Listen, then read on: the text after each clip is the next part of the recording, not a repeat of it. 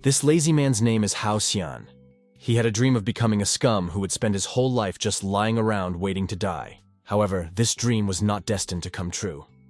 In his misfortune, Hao Xian was miraculously transported to another world. It had been more than 3 years since he had entered the fantasy world of cultivators that everyone dreamed of traveling to. But not him. In this world, he could achieve a staggering success that could only be envied. And it was all thanks to the system that accompanied him in this world, as well as cheats, thanks to which the achievement was simplified thousands of times. The previous owner of the body had a secret shelf with such cheats. There were secret techniques available in this world. For example, one of them could grow small demonic wings. It was certainly something from the Western theme, but if you develop, then even small wings could be used. But all of this was nothing compared to being depressed. Cultivation was too tedious for Hao Xian. Doing it was something he didn't want to do at all. It wasn't worth delaying it either. He had to think of something immediately. If he missed his second chance, the heavens would punish him for sure. The heavenly god had put so much work into him to give him such opportunities, and Hao Xian was so careless about it. There were so many people who wished to have such a chance and be in his shoes. It couldn't go on like this. First, I had to do at least 10 push-ups to get up to speed, and then we would see. The fact that Hao Xian had dared to do this was already a feat for him.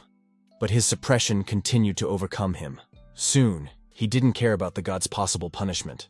Let the god punish him, because Hao Xian had done everything he could do. It was safe to bid farewell to the life of an immortal cultivator. In his thoughts, Hao Xian did so and said goodbye, promising that he would miss this life and hope that at least in heaven he could overpower his laziness.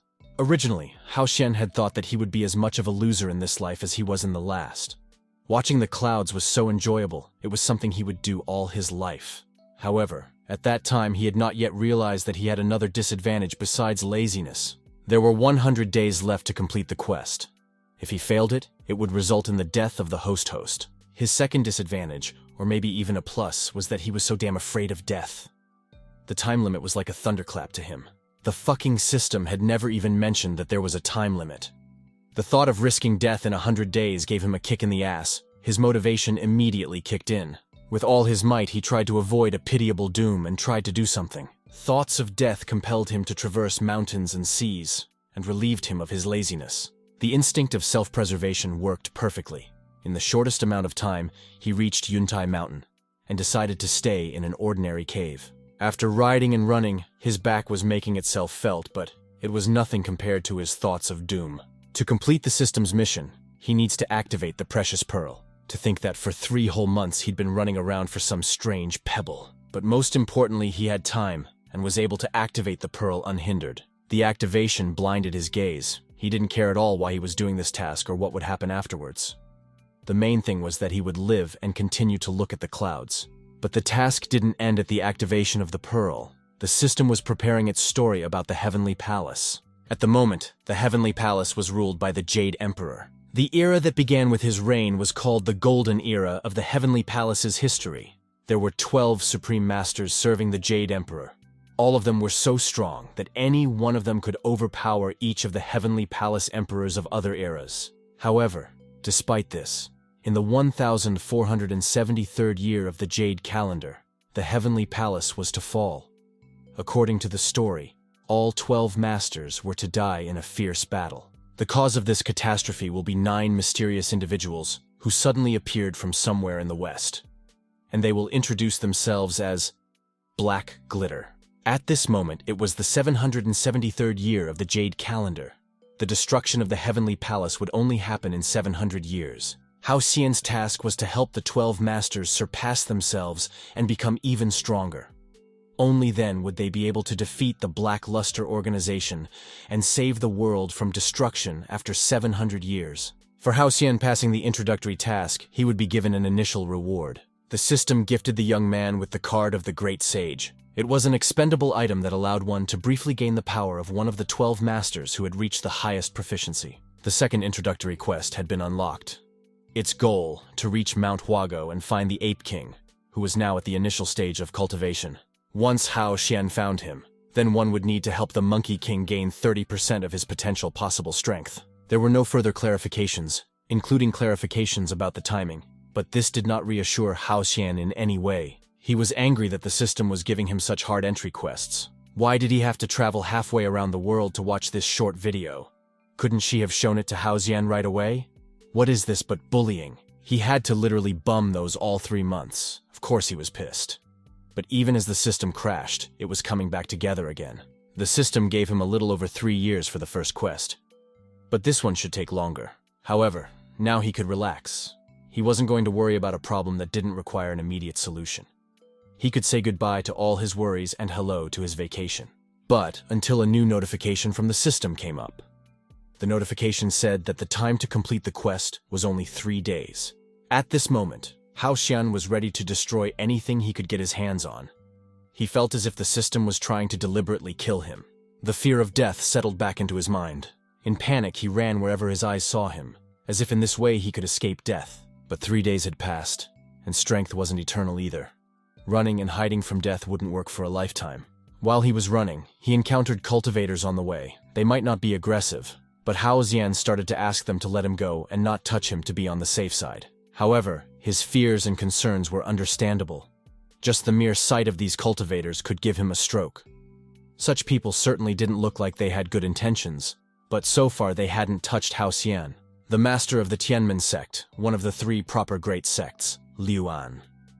He managed to achieve the immortal infant stage from the late stage. He was at the head of 12 cultivators. Hao Xian had to explain in front of him what he was doing at the demonic beast mountains. Telling the truth would not be the best option, so he decided to lie, saying that he was gathering herbs and had wandered here by chance, with the assurance that he would now be released. He didn't find the Ape King, but he did come across some cultivators. It was not a good idea for mortals to wander into the habitat of demonic beasts. In order to avoid asking for more trouble, Hao Xian promised that he would leave this place right away. But Master had a better idea. Why don't the cultivators suck out all of Hao Xian's blood and turn it into a blood chi pill? Then they could attract a few more demonic beasts to its scent. Hao Xian's entire appearance said that this idea was not a good idea. But these masters are from a righteous sect. How could they even say such a thing? In addition, there is an unspoken rule for immortals that forbids them from touching ordinary mortals. But it seems that this was not any rule, but just a good joke. Hao Xian looked so cute and naive in their eyes. After all, the immortals really only had the law of the jungle. They weren't burdened with any other rules. It was getting worse by the hour, so would Hao Xian have to die today? But since he was in such a ridiculous situation, he was going to fight to the end, and this time he decided to threaten with his secret weapon. Only it was unlikely that the cultivators would believe him. So he would have to use the card, and something would be resolved with the Monkey King later. We hope so. The card activated quite quickly. Hao Xian didn't even expect such speed. A huge amount of power was continuously flowing into his body. He felt as if he was about to burst from this power. But it was just a feeling. The card worked in such a way that it wouldn't harm its owner, so he definitely wouldn't die from it. His transformation did not leave the cultivators indifferent. They had yet to realize what was happening to him and where his body had gotten so much chi energy from. Perhaps watching the clouds in the sky didn't bring him as much pleasure as feeling so strong. Hao Xian had also learned another wonderful feeling, that of strength and superiority. Now, he was ready to exterminate all of them, according to the law of the jungle, to show them where they belonged in the food chain. Hao Xian hoped to teach them a lesson, but his strength didn't even last for 2 minutes as everything dissipated in that second. He had not expected the short time to be so short. All his earlier words were now nothing more than empty words. The system hurriedly congratulated Hao Xian that the host had activated the Great Sage card for the first time. He would now be able to transform into a Monkey King, but the use would be available in 10 minutes. In 10 minutes, would Hao Xian be able to use that power for as long as he wanted, or what? In any case, he could have activated the card beforehand and he wouldn't be on the verge of death right now, but he didn't know that. The system should have told him right away. Well, Hao Xian was now a dead man. This time, he would really die. But before that happened, the master was curious about what kind of chi was that. The master had already intended to strike this mortal, but someone called out to him, calling the overgrown grandfather. And behind that call came the deafening roar of a dragon, which, found closer, could render a man deaf. This grandpa was addressed by the king of the apes himself. Here you have met Sun Wukong, the king of the monkeys, or rather his young version. The very target of Hao Xian, who came to him on his own. Of course, the idea of some cultivators deciding to hunt his ape kin was not something the king liked very much. Master did not expect that in such a wilderness, here would appear demon-class king. To ignore the demon would simply be impossible, after all. Such demons did not come out of their holes just because of a couple of mortal demons of lower class. Didn't it mean that he was just having fun? But it was useless to call the sect elder since he wouldn't be able to get there in time anyway. Therefore, the master decided to take a stand against him himself, using all his power and all his skills. He also ordered the other cultivators to buy him some time, for he was about to complete 2 high-ranking spells. But what was he talking about? There was a demon king in front of them. Their low-rank spells wouldn't even reach him.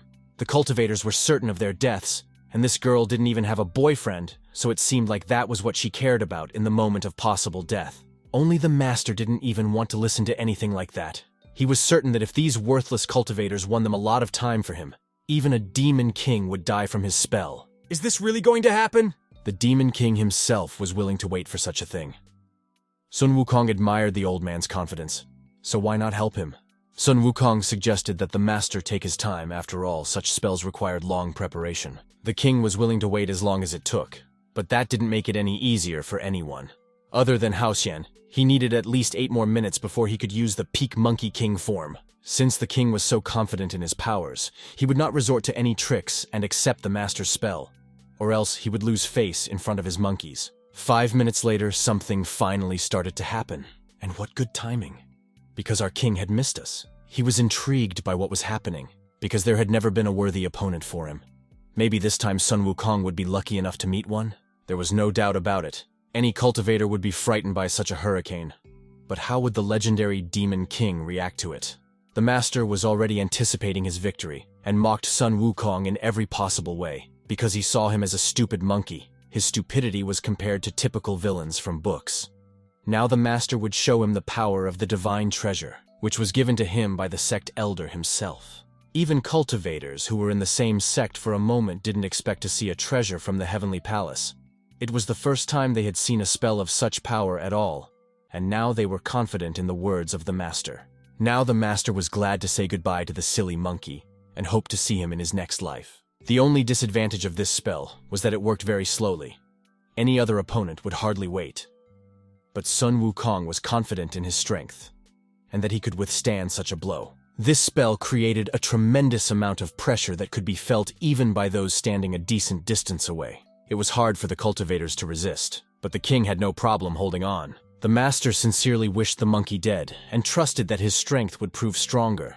Sun Wukong perceived his spell as if it was a puff of wind, but no more. When the spell reached its target, the master could find no place for his joy. He was sure that there weren't even any bones left of the monkey after something like that, and happily remembered his words that his spell would wipe out the same Demon King, and the monkey had died because of his self-confidence. But he did not rejoice long, and he began to rejoice before his time.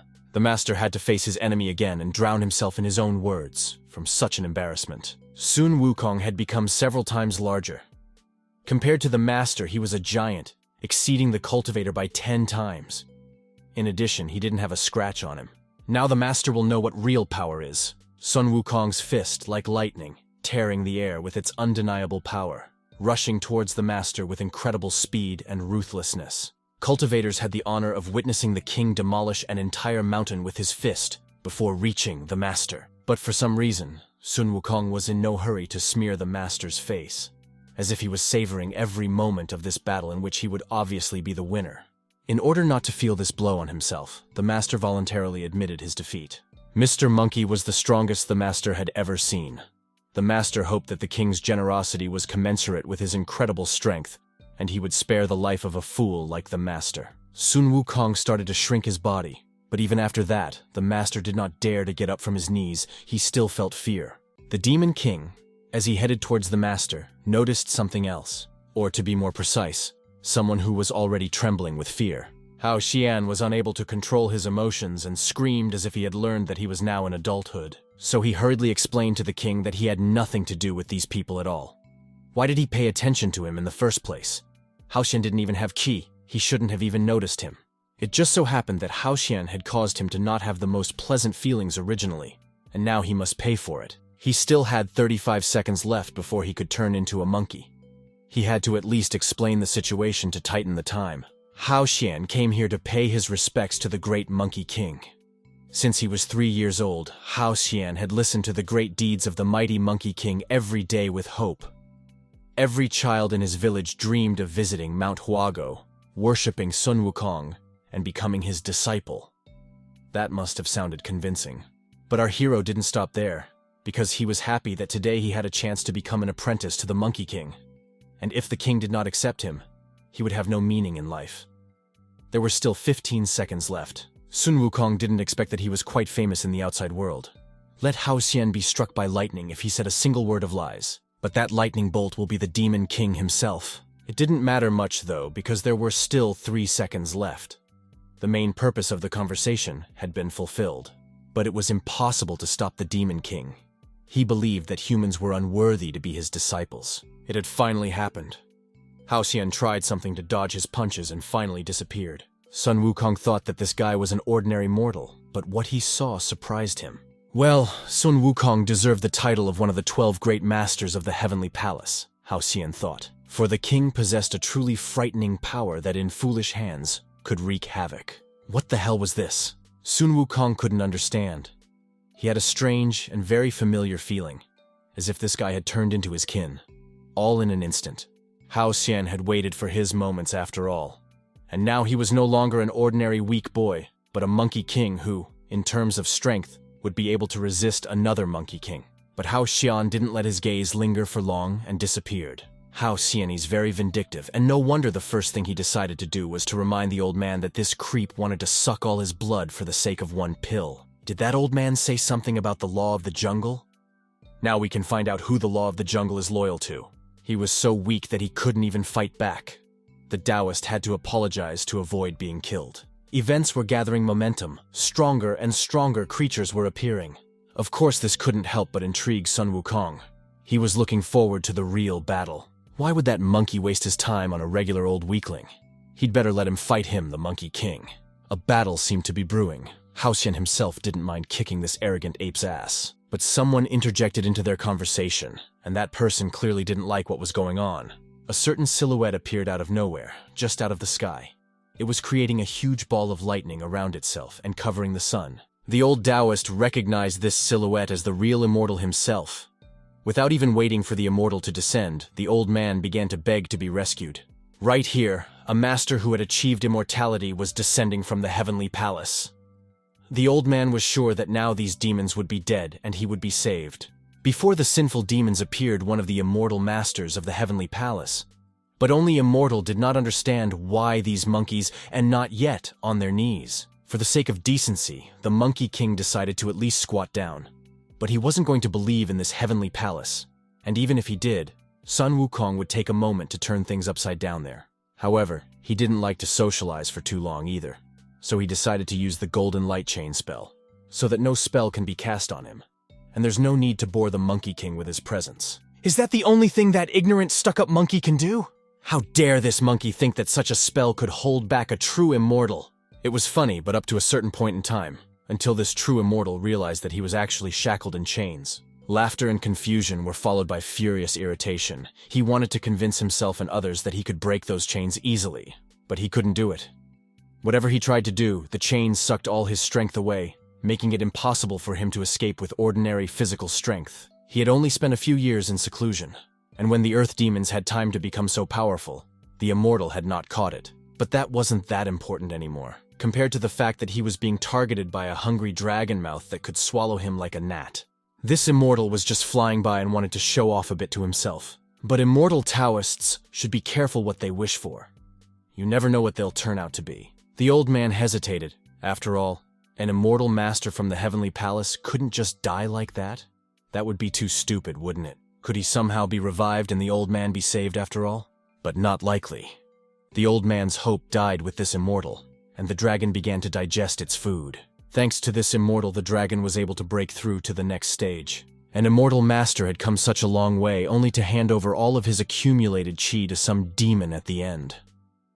This was the most frustrating thing that could happen today. Except this old man is probably going to die today too. The dragon had advanced to a new stage, and as a result, it was so huge that in proportion to the entire Huago mountain, it was equal to it. Now he was not just a dragon, but a 12-winged dragon king. In his current state, he's much stronger than his master. What master? Ugh, that stupid, stinking monkey. Now then, Sun Wukong was no match for this majestic dragon. But what loomed over him made the dragon come to his senses. That hammer-like contraption hovered briefly over the dragon and fell right on top of him. Just like that, the first 12-winged dragon king in the history of this world died. He was only 765 years old, very young, and died in the prime of his life. There was exactly nothing left of him, not even a wake could be made. Sun Wukong was already envisioning a possible threat to him and the other monkeys, for Mount Huago had been destroyed along with the dragon. Where would the demons sleep now? Hao Xian felt terribly awkward because this was the first time he used the golden hoop staff. It was very difficult for him to control its size, and if such a stick were to be dragged across the Dragon King, he'd drop his skates too. But true masters don't just rely on their weapons. Hao Xian was a nobody without his staff. So did Sun Wukong suggest fighting without weapons, or was he just scared? But Hao Xian was not timid and immediately agreed, even asking the king to choose what they would compete in. No matter what the king chose, Hao Xian would still be better than him at everything. Sun Wukong didn't even want to listen to this, for he saw that it was the monkey who slew the dragon only because of his staff, and he, the Monkey King, would make it in speed, even though it was his weakest side. What a cunning little monkey! Hao Xian was him from the future. Of course he knew what Sun Wukong was good at, and Sun Wukong's speed wasn't the weakest. At the other end of the continent was the island of the immortal Penlai. There grew the lotus, the beginning of all beginnings. Whoever plucks the lotus leaf first wins. Without any countdown, Sun Wukong chased away to emerge victorious in this fight. But to get to the island faster, he decided to use Jindu, his magic cloud. Thanks to him, it'll be very difficult to overtake the Monkey King. Immortals hadn't seen such speed at all. It was comparable to the speed of light. The island of Penlai was millions of leagues away. It would take months to make such a journey. Incidentally, the second monkey had also disappeared, unwilling to give his victory to his opponent. And here it is, the immortal island of Penlai. It was not for ordinary people. Because it was made up of many small islands, people would simply not be able to move around the island. The cloud was fast, but it also had its disadvantages, namely that it couldn't land properly. Sun Wukong had to bury his face while landing, and even when the king scolded the clouds, he didn't care at all. Sun Wukong was 100% sure that this cloud had done him such a disservice. But there was no point in getting upset. The Monkey King made it to the lotus in time, and for that horror you could thank the cloud. All 28 lotus leaves were in place. It seemed as if the great Ape King had once again won another victory. 10 minutes later, on Huago Mountain, Hao Xian had already met the king. That one was clearly late. Hao Xian was already thinking that he would have to wait until tomorrow. But he couldn't be conceited, because the king just had to deal with something on the way back.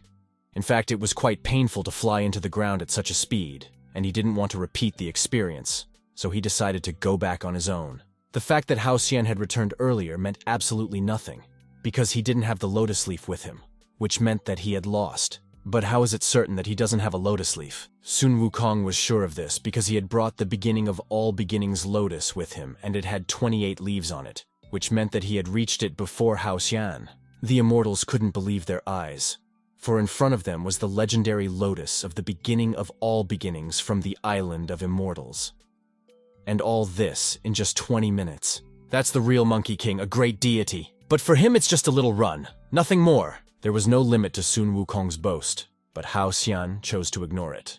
In fact, he did not really get the lotus leaves, which Sun Wukong had no doubts about, because here the first one got to them, and now demanded to recognize the defeat of Hao Xian.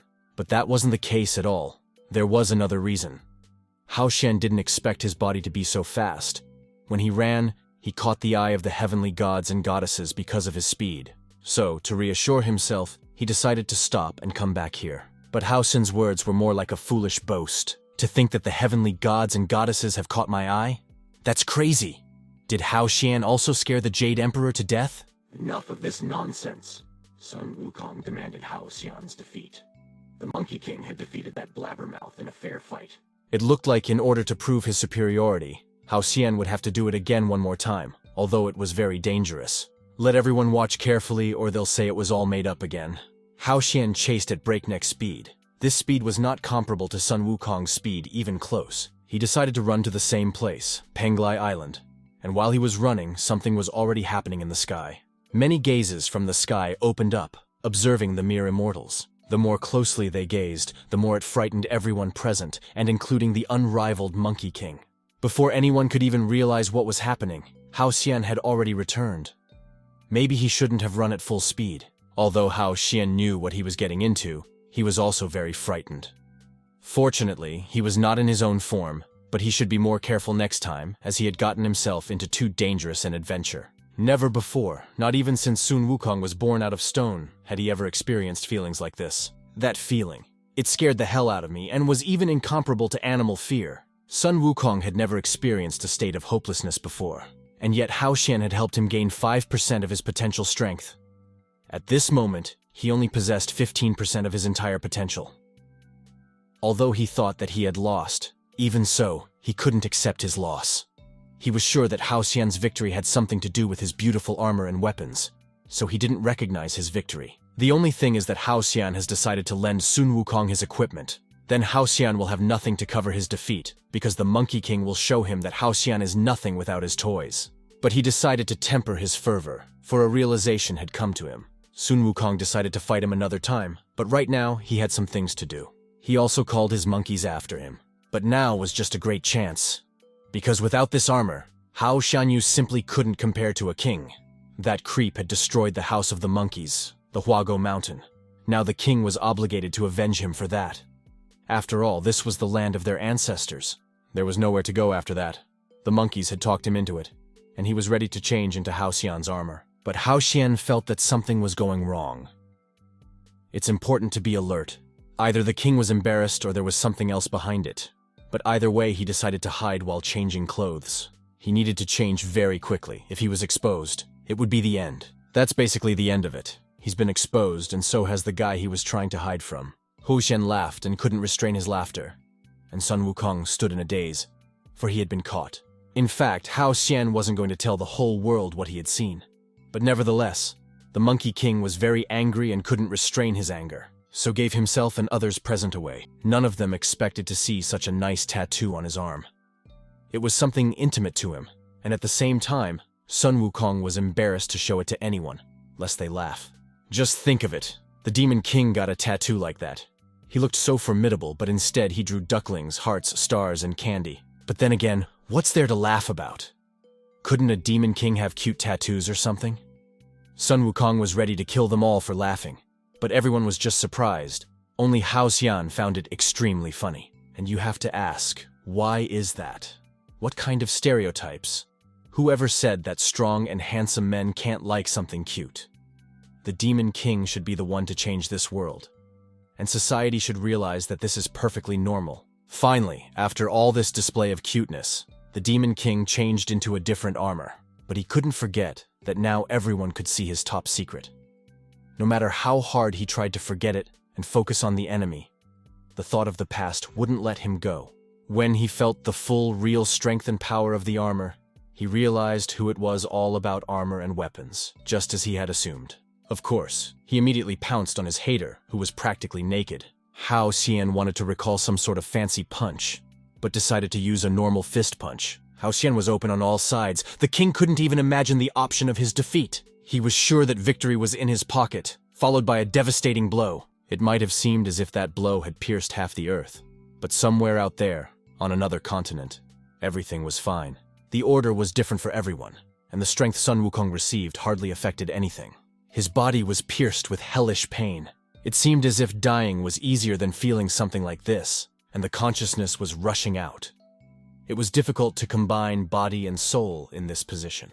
Everything seemed, as it were, separate from each other. Faith, uncertainty, reason, hope, fetters, time, fate, freedom, chaos. All these things had become so foreign to Sun Wukong, and at the same time, it was as if he had just recognized them. He was just a chick who thought he had found the truth. However, in reality, he was now bereft of everything. This blow was no stronger than the one when the hammer destroyed the dragon in the mountain. If it had been stronger, there would have been nothing left of the king. Sun Wukong's powerful body had withstood something like this. Now he was wondering to himself how he had managed to survive something like this. But the truth, he could not comprehend. So Hao Xian had to explain that it was the voice of the Tao, a type of power of the great Tao. But how could Sun Wukong do that? Right now, he was too obsessed with his perfection. Whether it was the quest for immortality or the search for the strongest weapon, which the king himself was well aware of, Sun Wukong was unwilling to recognize one truth. The great Tao is imperfect. Only by abandoning the eternal search for perfection and embracing both order and chaos can he see the true meaning of the great Tao. Only then will the martial art of Sun Wukong become not just a technique, but a true art, and the power of the limit. The great Tao of the imperfect. Would this be a new stage of something great for him? All the old knowledge, all the old beliefs had shattered like shards of ice underwater. Now the realization of something greater came to him. At that very moment, Sun Wukong felt something inside him begin to crumble. And with that, a huge gate appeared before him. Behind this gate, he saw something he couldn't even imagine. He had been chasing after it for so long, but came to it after a risky venture. Sun Wukong had managed to find his new path of Tao. Sun Wukong had reached 30% of his potential strength. The quest was successfully completed. For this, Hao Xian had received the card of the great sage Naija. Who would have thought that each quest would be rewarded with a card from one of the 12 peak-formed masters of the Heavenly Palace? Hao Xian was so happy that he was ready to cry. Moreover, he didn't have to worry about his own safety. In addition, Hao Xian had become a great benefactor of Sun Wukong, who was now asking to be his disciple. Hao Xian was only willing to accept the Monkey King as a disciple under one condition. He should say this condition, and Sun Wukong will do his best. If Sun Wukong wants to become Hao Xian's disciple, he'll have to give up all the girly niceties. His whole life flew before Sun Wukong's eyes. What do you mean? Give up completely? This condition frightened him more than the past battle. But if he swears to it, then Hao Xian will accept him as a disciple, become a strong and unwavering man, or remain a sissy with strange hobbies. The choice was up to Sun Wukong. Sun Wukong was facing a difficult choice, as if he was facing a decision that cost him his life. What would he choose? To be Hao Xian's disciple, or to leave all his cute little tricks behind? Of course, he couldn't give up what he loved. These tattoos were very precious to him. That being a disciple of the best Tao was nothing to him compared to them. He knew that real men shouldn't have such hobbies. But he couldn't help himself. He just liked it, and that was it. These words were a cry of the soul, but Hao Xian almost died laughing and could barely contain himself from giving away. Actually, the guy was just kidding. After all, as long as it didn't harm the rest of us, people can like anything. Anyone who ridicules other people's hobbies is an idiot. Notice that Hao Xian had just made fun of Sun Wukong. But if anyone dares to say that Sun Wukong is weird, Hao Xian, as his teacher, would gladly help him beat the crap out of him. Well, now it's time to move forward. There's nothing to dig around for. Immortals and other monkeys also asked Hao Xian to apprentice, but he had to refuse because there were too many of them, and it increased the risks of getting into some dangerous situation. But what's wrong with this fantasy world in the first place? That dragon serving the monkey didn't look like a traditional Eastern dragon. That creature was clearly from the West. And then there are the magic spells, also clearly Western paraphernalia. The locals weren't surprised by this at all. Are they really used to this? Didn't the system say that in 700 years, some Western organization would come here and turn everything upside down? It was the system itself that interrupted these thoughts. It appeared so suddenly that Hao Xian's heart almost stopped. Hao Xian had a new assignment. He needed to send to the Nuer Kingdom to find the 9 Heavens fairy warrior girl who was currently in the initial stage of cultivation. He needed to help her gain 30% of her potential power. The first woman in the history of the Heavenly Palace who managed to become an immortal goddess was the Fairy of the 9 Heavens. The names of such mythical characters really frightened Hao Xian. The main palace of the Nuer Kingdom, that is, the Kingdom of Women, was one of the most mysterious places in this universe. For example, in front of you is the dungeon of this kingdom, where a demoness in chains is already located. It's quite possible that Xi Liang deserves to be the ruler of this country. She's a head above those people from the minor sex, even though she's already the queen of Nui Air. After 3 days of fierce battle, Xi Liang still managed to defeat this demon. It was better for him to abandon his futile attempts to escape and just give up. He wouldn't be able to escape even if he turned his body into dust. The demon was already caught under the influence of Xi Liang's 1,000 possibilities formation. She was certain that there was no one in this world who was capable of breaking out of it. However, the demon did not expect anything less from the strongest formation master on the continent. However, what if the demon told her that he had managed to master the power of the limit? He couldn't say it in time because the power of the limit had already started its effect, absorbing Queen Nui air into the hole. And there wasn't even anything to hold on to. She was forced to fall into that abyss. There was absolute emptiness and darkness here. This power was exhilarating and frightening.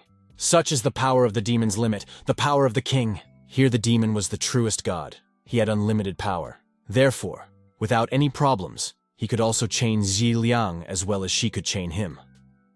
Unfortunately for her, she was now in the territory of the demon kingdom, where she had no power here. Has Queen Nuier lost already? Is her entire kingdom going to belong to a demon now? What about her? Will she belong to the demon too? After 7 days, our hero finally reached the border of Nuier Kingdom. This kingdom was very close, and half a day would be enough to reach it. But Hao Xian dragged it out until the last day. No matter what indulgences the system gave him, Hao Xian still didn't have a huge desire to fulfill this idiotic quest. But does Sun Wukong have to be in a similar form?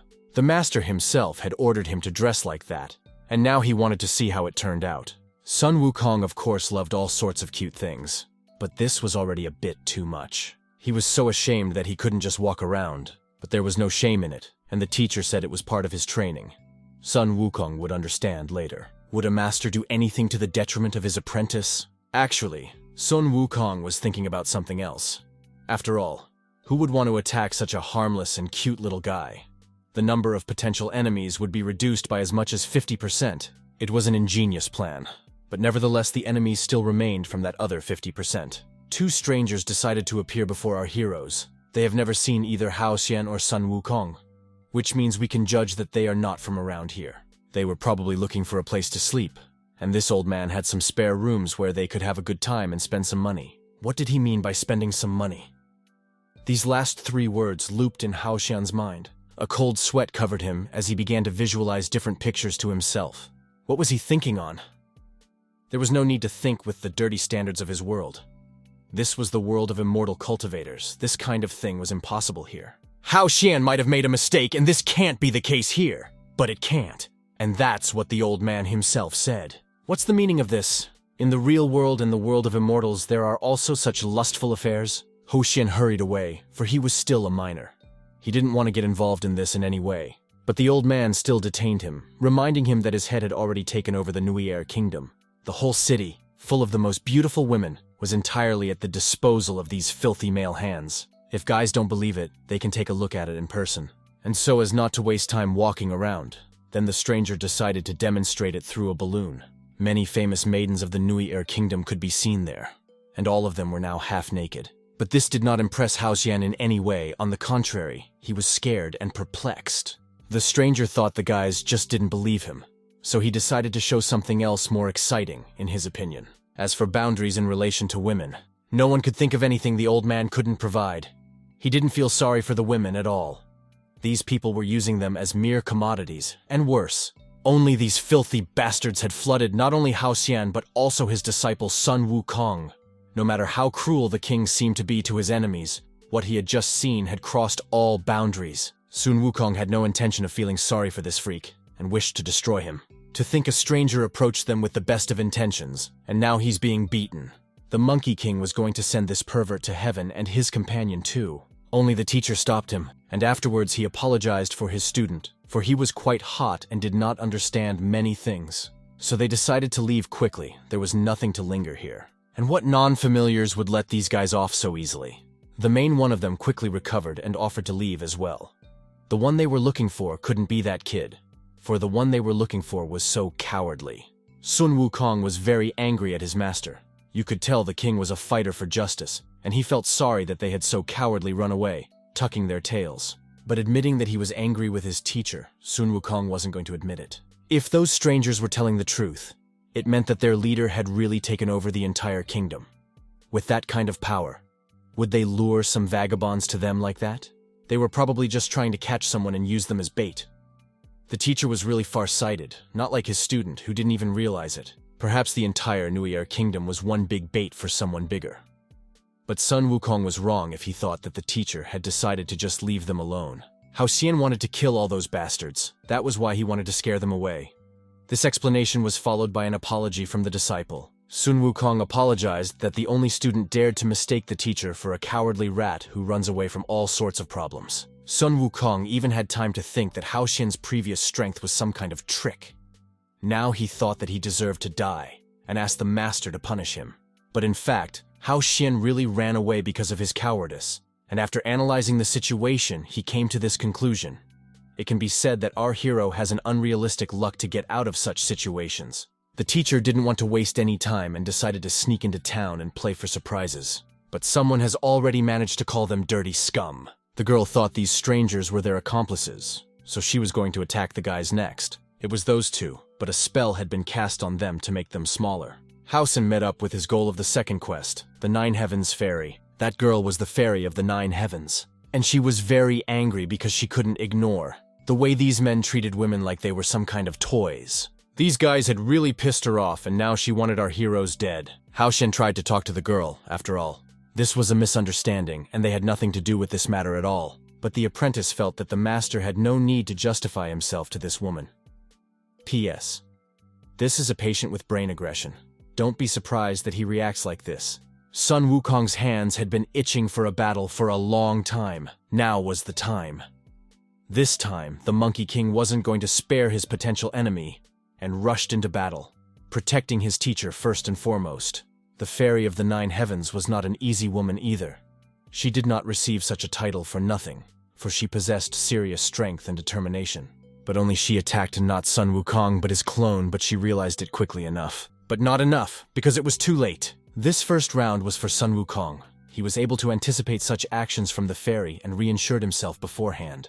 No matter how strong this blow was, it didn't kill the Nine Heavens Fairy. Although Sun Wukong didn't often encounter those who were able to move after his strike, the enemy was worthy of the Monkey King's respect. But only the king boasted himself not very long, because the fairy could not only move, but also respond with a blow of her own. Her sword movements had an inhuman speed, and to anticipate where after would be the sword strike would be simply impossible. They were on all sides.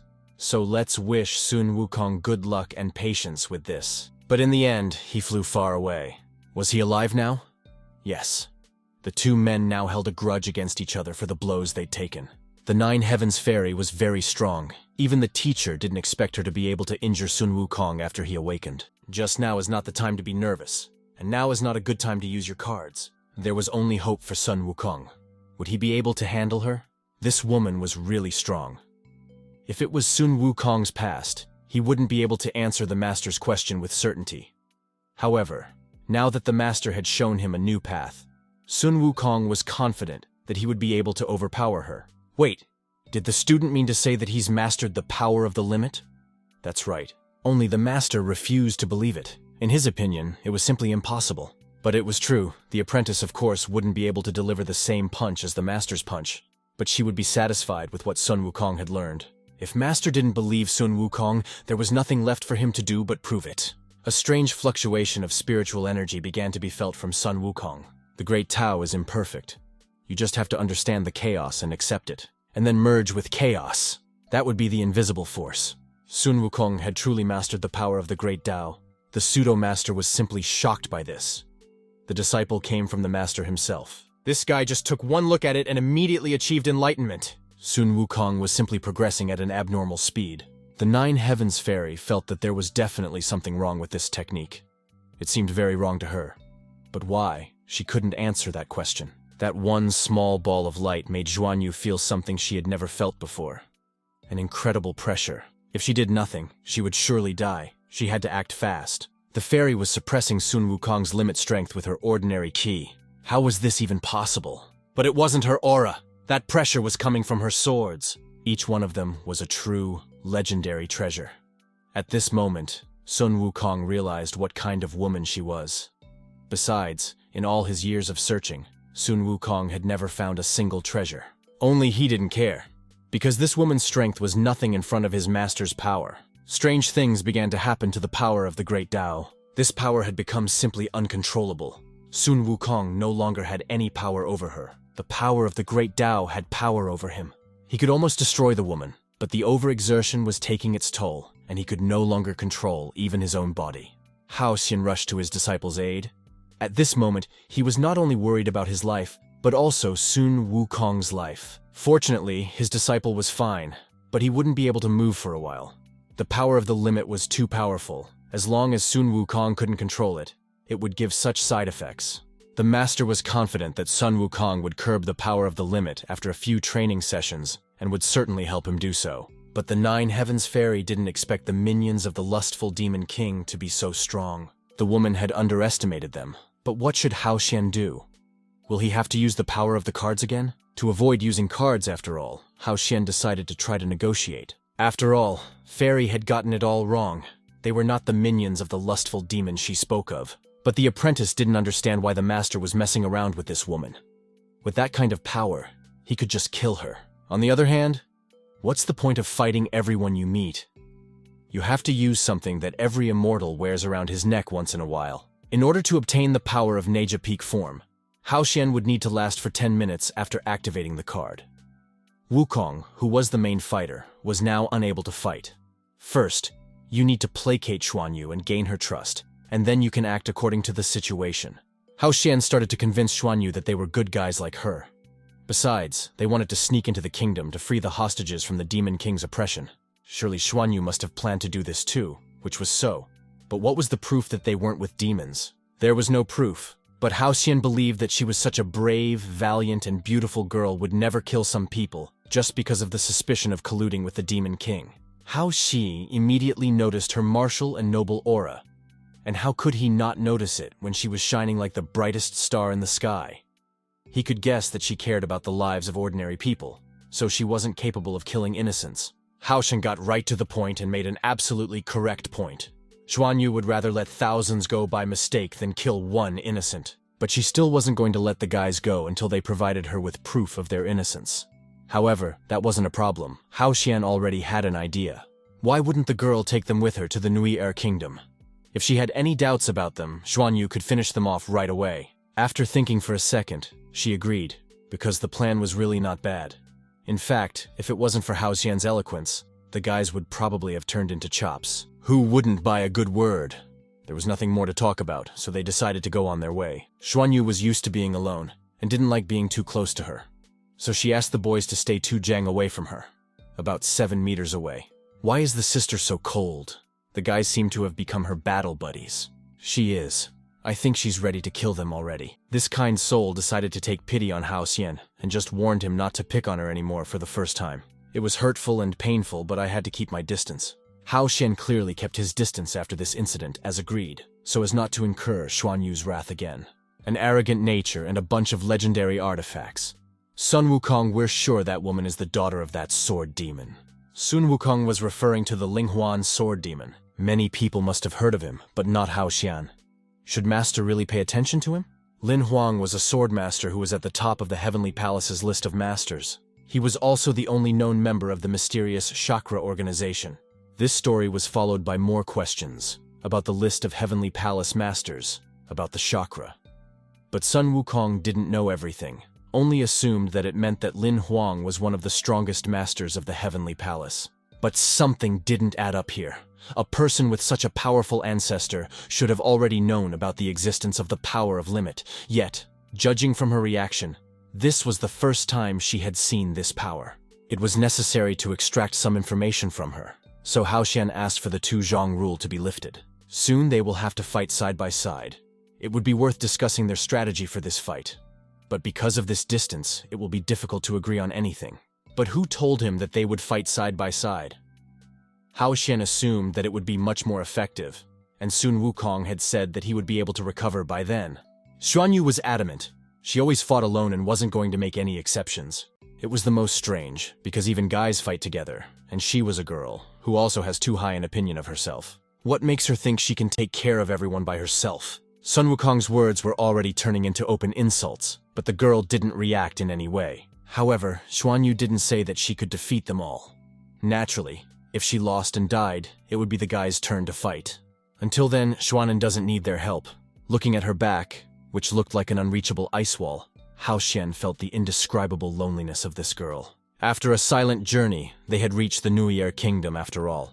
This place reeked of something disgusting, and it was hard to imagine what was going on behind those gates. Before going in, Xuan decided to repeat herself, so that the guys wouldn't interfere with her fight. However, Hao Xian didn't mind. He liked to stand back and watch the exciting spectacle. Outside the gate, there was indeed a horror. Some monsters were already reigning over the kingdom. Another bunch of idiots came right at the hands of this monster, just as the man had actually hoped they would. This thing was at the Demon King stage. In addition, unfortunately, Sun Wukong had not had time to fully recover. We had to think of something soon. If Xuan Yu abandoned them, they would definitely die. But was there any way to kick these worms out of the demon race? Even the thought of Sun Wukong being with this abomination of the same race stirred him unpleasantly. All they could think about was being scared and talking while the sister was already raring to go. Hao Xian didn't even have time to think of anything. There was no plan. What would happen if this thing decided to start with the guys? That won't happen because Xuan Yu will distract and deal with this thing herself. She would have the strength to do so. This fight lasted for about 3 minutes, and that was enough time to deal with a bunch of scum. Xuan Yu killed the Demon King with a single blow, but that wasn't the real king. The real fight is just ahead. The king's favorite toy was killed with a single swing of his sword. Well, Xuan Yu possessed a truly worthy strength of her descendant of a great sword demon. Was this monster really an acquaintance of Xuan Yu's father? One could even say that this was more than just an acquaintance. Lin Huang and the Demon King were bound by a blood feud. If you can't kill the older one, you can kill the younger one. That was the Demon King's thoughts, and he didn't have a shred of conscience.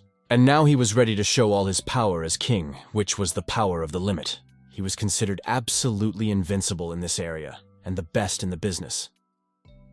He was sure that he would be able to nail the boys with just one finger.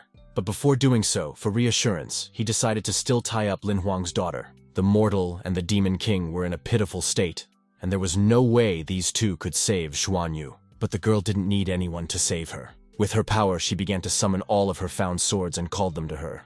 But what the hell? That girl was in the realm of demonic power! But the king did not take into account one thing, that there was no absolute invulnerability in this world. The Demon King was really strong. However, the Xuan Yu formation, which consisted of legendary swords, was also strong enough to resist the enemy. Furthermore, compared to the strength of that monkey, the strength of the Demon King is ridiculous. Sun Wukong was only too happy to confirm this, for the strength of this king's limit was no match for Master Sun Wukong's strength. The student wanted to praise his teacher, but the teacher didn't like it very much. If he decided to attack them, what would they do? Of course, the demon was not going to give up, and decided to gather his bone army with the help of dark magic. But he can't take Xuan Yu's strength in quantity because she has the strength of the sword art. The Sakura Petal Dance. These two were very strong, and Wukong still hadn't recovered. Hao Xian would have to back up and use his trump card after all. If the king of his quest dies, then Hao Xian will be finished as well. Fortunately, the Necha card had already been activated. Hao Xian would be able to transform into peak form in 5 minutes. This was already very satisfying. Did the system really give more and more plushies with each completed task? In battle, through the art of the sword, the bones did break closer to her, having to use extra defense. But with the extra protection, the king also stepped up and decided to give the girl another gift. Now this weirdo had decided to go for size rather than quantity. But Xuan Yu hurriedly upset him, because that wouldn't work either. For every action of King Xuan Yu, she found a counter to it. This time, she used the heavenly treasure, Qianmu Huang. This thing was as powerful as a staff with golden hoops. After all, it was a heavenly treasure. Just sticking the sword in like that would be ineffective, so the girl decided to use the Phoenix Fall technique. It was a technique that destroyed all defenses and all enemy attacks. He didn't stand a chance against her. Maybe the king wanted to hope that this was not the end, but he could only raise his head and look the girl in the eyes, because now he was on his knees before her like a defeated man. Letting him go was certainly not an option. Killing Xuan Yu didn't want to kill him either, so she decided to chain him to the chains that hung from the swords. Someone there said that in his realm of the king's power he is absolutely invincible. Well, the same could be said of the world of illusion in which the girl had placed her enemy. A second in the outside world would seem like an eternity to a demon here. Naturally, in Xuanwu's world of illusion, he would be under tremendous pressure. 10 seconds later, the demon began to weaken, and soon completely collapsed. All the fog from earlier had completely cleared. It was as if everything was back to normal. It felt like dawn after the night's carnage. Hao Xian didn't understand what had happened and why the demon had fallen. But Sun Wukong could guess that it was the same secret spell that had been rumored. Someone said that this strange spell was only wielded by members of a few high families. Plus, her eyes were exactly as they should be after such a spell. The demon should have surrendered, for in this state, he was no longer an opponent to Xuan Yu. This was to be expected from the daughter of a sword demon. This demon knew that it couldn't overpower Xuan Yu, but he had his own trump cards up his sleeve. The girl probably didn't think about why the demon had chosen the New Year Kingdom. It was for a reason, because there were special formations here. The demon was trying to take this whole battle out with his location, which was playing into his hands right now. The girl could now feel that same terrifying pressure. The New Year Kingdom was just a bait to trap Xuan Yu, and the great information of this place did an excellent job of acting as this trap. Even she, the daughter of a sword demon, wouldn't be able to resist a formation that gathered all the power of an entire kingdom specializing in these very formations. But this girl was not to be underestimated. She was strong in spirit and was not going to surrender so easily into the clutches of this vile demon. She had trump cards up her sleeve as well, namely the Dharma appearance of a 1,000-hearted emperor, one of the majestic spells of this world. Even the guys had never had to see such a spell, but they had heard of it. Was the demon still confident that he could handle Xuan Yu? First of all, he would have to deal with the final appearance of the 1,000-armed emperor. Did she seem to be joking? How on earth would he, a lowly demon, be able to handle the spell she had gotten from the sword demon himself? But his confident demeanor said otherwise, and for good reason, because he wouldn't have to deal with a 1,000-armed emperor. In such matters, the most important thing was thorough preparation. Of course, Xuan Yu hadn't really prepared for such a battle because she was quite strong from her early training, but she hadn't expected such a trick from the demon. The demon didn't even have to say anything else. Everything became very clear. Influencing the formations of this kingdom with his negligible power, he was able to subdue it and thus destroy his enemies. Xuan Yu found herself in shackles that would be difficult for her to get out of. And the most frustrating thing is that the guys couldn't do anything to help right now. The demon was actually shocked that this idea worked. But he actually knew about the weak point of Xuan Yu's last trump card about the 1,000-hearted emperor. The weak point was the girl's body. Once her body is formed, it is virtually invulnerable, however. If someone manages to injure her body, it will almost immediately dissipate and backfire. Naturally, this weakness is compensated for by the terrifying strength and durability of the guys. But what if the demon attacks her from within? The 1,000 Black Emperor would begin to dissipate, which was happening right now. But were they really those two dolls? Xuan Yu put them in her storage ring, but it turned out to be a trap. So much for the reverse reaction from the dispersion of appearance and the great formation of the New Air realm. Now Xuan Yu was no more dangerous to the demon than an ordinary mortal. He specifically took advantage of her love of punishing bad guys and turning them into dolls with his special spells. Clever, isn't it? And now the girl didn't even have the courage to kill, and she dared to call herself a descendant of a sword demon. Her mercy drove her to her grave. She was hurt and scared, but this was the demon's revenge. After all, Xuan Yu's father had once done the same thing to this demon's people once before. If she doesn't call her comrades for help, she'll die soon. But Xuan Yu didn't consider them comrades, and wasn't going to call them for help, so the demon could end it. The girl wished the demon would just finish her off, but he thought that would be too easy. He decided that he would torture her as Lin Huang had done, but he would do it even more painfully than him. What annoyed the demon most of all was that the girl pretended like she didn't care. He wished he could see her fear, her face disfigured by terror, but it wasn't happening. So he decided to torture her slowly, starting at her feet. Or she might run away from him again. To make the blow more powerful, he jumped on the mountain on purpose, but as soon as he stepped back, it disappeared. She herself would not have the strength to leave. Hao Xian, who had already activated the card, came to her aid. He was surprised that this girl was really the kind of girl who would rather die than ask for help. Even though Hao Xian had a girlish appearance, Xuan Yu still recognized him. She recognized the aura, but she didn't understand how this was even possible and started squirming as if she was afraid of being harassed. Hao Xian didn't have good control over these things. If the girl continued to twitch, they would risk falling together. The demon had already realized too that this guy was no ordinary mortal, but again he asked himself the same question. Why hadn't he sensed that powerful aura in him before? Demon's gonna have to put everything he's got left into one punch. Then he can finish him off with that girl. He used the power of the limit. Xuan Yu started to panic and asked to leave her, and for Hao Xian to just run away from here. But he has strength. Now he just wouldn't want to give it all up. The power of the limit now was like a challenge to him, and he didn't mind competing. Why not show that insolent demon something like this? It was a blow that reverberated throughout the kingdom. But it was only directed at the demon, so it didn't affect the others, although it did scare them. Sun Wukong was more proud of his teacher than ever. This was the true power of the limit. Hao Xian recreated the appearance of the Dharma of the Great Tao. How could a demon be able to resist Hao Xian in the form of Xuan Yu after this? He couldn't even speak, let alone move. Hao Xian was a bit patient, so he waited for the demon to at least say something. In fact, he had a lot of things he wanted to say, but he couldn't utter a word.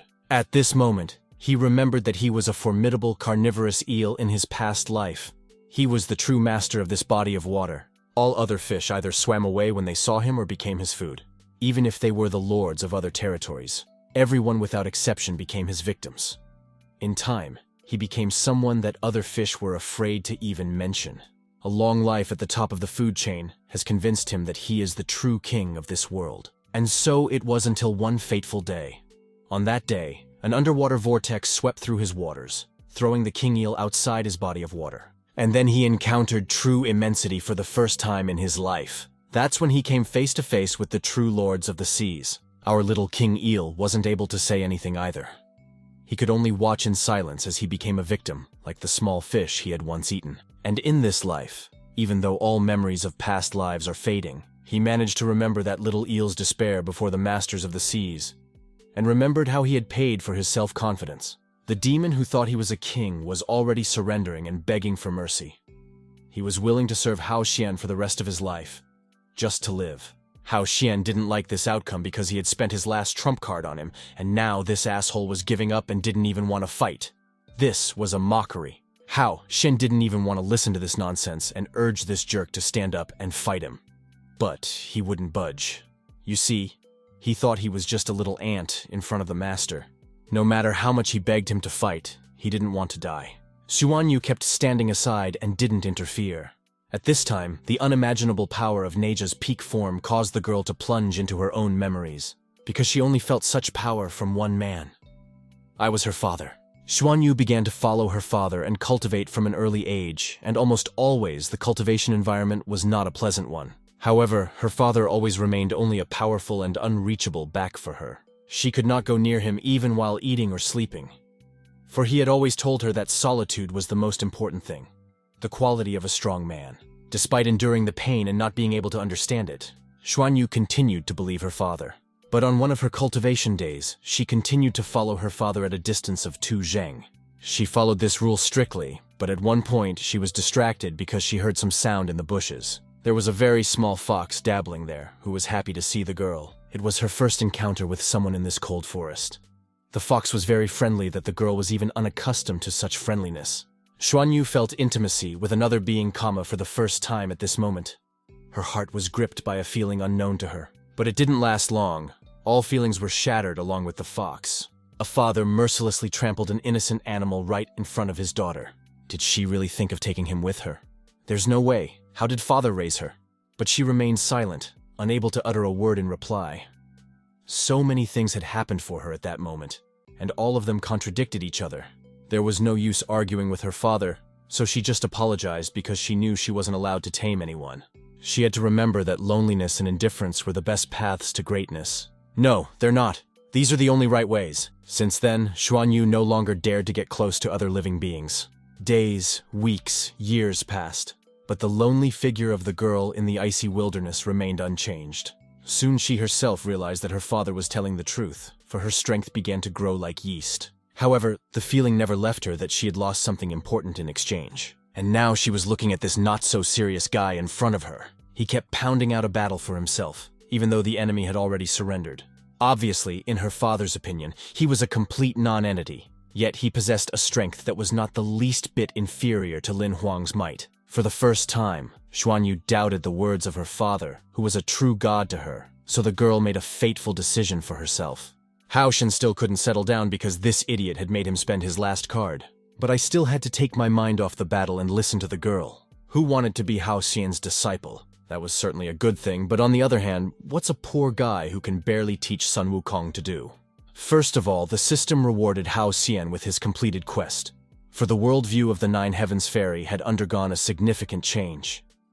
Xuan Yu had reached 35% of his potential strength. As a reward, Hao Xian received a map of the great sage Yan Wang. Yan Wang is the Lord of Hell, the afterlife. What was Hao Xian doing in the first place to receive such a reward? He didn't know himself. This is what the capital of the afterlife looks like. This is where almost all the dead people live. And this is the king's palace, where the young master is still awake. He concentrated his ki in his hand, with the intention of breaking that pearl ball. He probably had to apply most of his chi energy to do so, but in the end, he still cracked that pearl. The ward was delighted that the young master was able to crack the dragon pearl with just the power of his chi. A dragon pearl was the hardest material in the entire afterworld. In terms of ki, the Lord should have already been among the top 100 masters of the heavenly palace. But the Lord didn't think so. He felt that he was a loser, as he could never compare to the masters of the heavenly palace. He could only hope that at least he wouldn't be punished this time. Oh, but what was that rascal laughing at? He must have been proud of it too, huh? The son was very afraid of his father and would never even try to cross him. Experiencing his father's anger was one of the worst things that could have happened to him. I had to give up the dragon pearl. Did this little guy really take pride in making the dragon pearl crack? The stern father decided to demonstrate how he had shattered the dragon pearl with just one hand without even straining. By doing so, he wanted to demonstrate that his son wasn't even something to be proud of. A crack in a pearl is no reason to be proud. He may have realized it, but was there any shame in it? Maybe to him it was, because that wasn't how his father had raised him. The young man felt that words would be unnecessary here. But my father wanted to hear the answer, because he had asked him a question. And this brat was still silent. Well, the father had to force these answers out of his son. Yan Wang only wanted to remind him that this boy was only a talentless, pathetic brat whom the heavens had bestowed talent upon. Even if a young man put in a lot of effort, he would at most become a third-rate master. And if he doesn't try hard enough, he won't even get that. After the young master must go into confinement for 10 days and think hard about his father's words. There was no point in objecting, but there was no point in remaining silent. All the young man could do was agree. Somewhere deep in the mountains, the warriors had set up a temporary camp. There was one idiotic rule in the camp. The warriors had to take their toilet 30 jang away from the camp. It was terribly inconvenient, but it couldn't be helped. After all, the army of Imperial horsemen is invincible precisely because of strict discipline. Only a strange sound distracted them. Someone had tossed them a basket. But the basket wasn't empty. It contained a bunch of faceless skulls that moved while doing so. The senior soldier didn't see any point in panicking. After all, it was probably just another nasty trick of one of the demonic sects. He even thought it would be boring again, but not this time. Now one of the soldiers was dead, and the other was surrounded by strange creatures that were clearly not with good intentions. A man against them was just a defenseless mosquito. His death was obvious. But let's go back to our heroes, who have already traveled as a threesome for 10 days. After Hao Xian and Xuan Yu's Nui kingdom from the lustful demon king, they almost immediately left. In fact, the master simply couldn't bear the endless gratitude from the entire kingdom, which, let me remind you, was all women. Carrying his disciple wasn't easy either. It had been a long time, but he still couldn't recover and move like before. In addition, Sun Wukong not only hadn't recovered, but had fallen into a deep sleep. This meant that Hao Xian had to walk alone with Xuan Yu the entire way. No matter how much the teacher tried to get his new student to talk, there was nothing to talk about. Not because she didn't want to, but because she had devoted all her time to martial arts alone. She didn't have any funny stories from her past because she just practiced every day and that's it. Hao Xian thought that everyone had some interests. One could talk about them along the way. But other than martial arts, there was nothing else to discuss with Xuan Yu. The teacher wasn't very good at martial arts, and it wasn't a very interesting topic. So they had to walk in absolute silence. And this monkey still didn't wake up, thus embarrassing Hao Xian. Sun Wukong's breathing was normal, so it was unlikely that something serious was going on with him. But why he wasn't waking up was still unknown. And most strangely of all, after using the second sage card, a vague feeling of some kind of power appeared in Hao Xian's body. A feeling as if it was very familiar to him, or even if it wasn't. It was as if this power originally belonged to him. Fortunately, the guys finally reached the right place, as notified by the system. But another question loomed. What was the Lord of the Afterlife doing in one of the tents of mortals? Coming closer, our heroes could notice many dead warriors, and they were not killed in battle. It was as if all the blood and organs had been sucked out of their bodies. There was not a single drop of blood near them, It was clear that there was no battle here. It was something that destroyed them without any pity. Besides, these corpses had a lot of yin energy. Even dead people shouldn't have so much yin energy. Yan Wang's location wasn't here. Hao Xian needed to go further. Following the system's instructions, they came across the entrance to a cave of some sort. Hao Xian was terribly reluctant to go in. He hoped that he was definitely not there. That's how our hero is, afraid of caves. There was a reason why he associated caves with witches, corpses, scary creatures, and the living dead. Hao Xian was scared shitless by movies and books about tomb raiding. He was better off falling through the ground than going into this cave. But on the other hand, if he didn't complete this quest, he was going to die soon, and he didn't want to go back to Earth. He liked it here because he didn't have to worry about ordinary things. In addition, here he was the master for the two strongest immortals, even though he himself was a weak mortal who wasn't capable of anything if it wasn't for the system. Xuan Yu began to sense something and guessed that the teacher was scared, but he would not admit it in any case. He attributed his delay to ordinary boredom. So boring that one might want to pretend to be a weakling. Of course, the student believed him. A master was a master. Though it was hard for her to understand what the teacher was thinking, Xuan Yu had always trusted her elders. So she decided to check out this cave herself, even though the teacher tried to stop her. Going in was still necessary. Hao Xian had to go through fear, but he still found himself in the heart of his fear. The cave was very spacious, and the place was not at all like the Tomb Raider chronicles described. In addition, Xuan Yu noticed that the concentration of yin energy increased with every step she took. Master played his role so realistically, Xuan Yuan thought. He must be an excellent actor. In fact, our hero heard some strange sound. It was very eerie that the blood in his veins ran cold, but it was just an ordinary frog, and Hao Xian's heart almost stopped. No danger was observed, maybe it's time to relax? Stop, we're analyzing what's going on. All of them king stage demons were here. The inhabitants of the underworld couldn't just wander around on the ground like this. Then how did these demons end up here? There was something wrong here, and it needed to be found out right away. But before that, Hao Xian was already starting to die. One of the king stage demons grabbed him in its clutches. Hao Xian started yelling and asking for help from at least someone. Maybe Xuan Yu would help, but teacher told her himself to ignore it if he pretended to be weak. So no big deal, the master was incredibly strong, so he must have been faking it again. But what's with that calm smile? Now her master is going to die. Really die if the girl doesn't help him. He was already almost 1 foot in the demon's mouth, but the girl still didn't react. This time it was over. Now he would definitely become someone's fodder. It would have been better for him to just admit that he wasn't a cultivator. But it was too early to get discouraged. Just at the point where the teacher was about to be absorbed, Sun Wukong woke up after a long rest. As his teacher had taught him, the Great Tao is imperfect. However, it gave birth to all things. If anyone stands in Sun Wukong's way, he will immediately clear the way.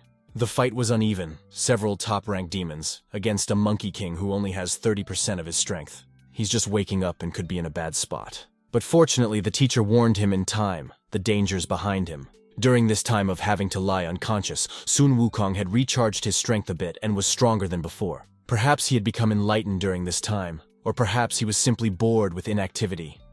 Either way, he had worked to the limit of his strength. The great masters had said that the less one thought about martial arts, the deeper one could delve into the great Tao. Now Sun Wukong understood why the masters were of this opinion. The enemies were still not destroyed, but Sun Wukong's spirit power was strong enough to resist them all. No matter which sides they attacked from, there was enough power for all of them. The demons were pierced by a bright light against which they were insignificant. The teacher himself marveled at Sun Wukong's strength. This little guy had matured so much. He hoped that the master would be proud of his work. Hao Xian probably wouldn't admit it, but he was just happy that his disciple had given him another chance at life. Sun Wukong's aura changed greatly. It felt like someone completely different in front of him. After seeing the entire battle, Xuan Yu realized that she was now no match for Sun Wukong. Not so long ago, she could beat him. Yes, it was difficult, but still. However, it was different now, and it was all thanks to the master's proper instruction. At this moment, Xuan Yu's respect for Hao Xian grew by leaps and bounds. Her perception of her master was very different from reality. Because of this, the poor girl was faced with a strange feeling for the first time. Her face lit up, and she felt terribly embarrassed, which she was actually embarrassed to admit even to herself. The problem with the enemies was solved. But why was Sun Wukong taking such a long nap? The apprentice was fine. He was asleep because he was fully immersed in repairing his meridians, which had been damaged after he had failed to use the power of the limit. But now he can create as many as 8 Chaos Fusion Orbs.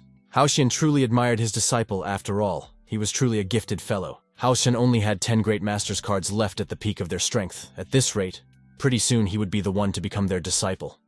He had to urgently think of something to become stronger.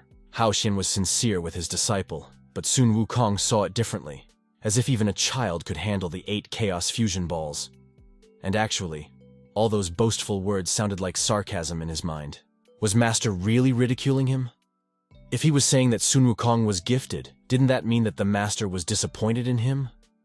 Would Sun Wukong never be able to become such a great master? All these thoughts flashed through his mind. Lest the Master refused to give up on him, he quickly began to apologize to him. Sun Wukong still had much to learn from his teacher and would not disappoint his master again. But Hao Xian didn't even realize what he was carrying. The system was already congratulating Hao Xian for gaining another 5% of his potential strength. He currently had 35% of his potential. As an additional reward, Hao Xian received a ruler's mask. After each reward, Hao Xian had a question. What did he do to get this?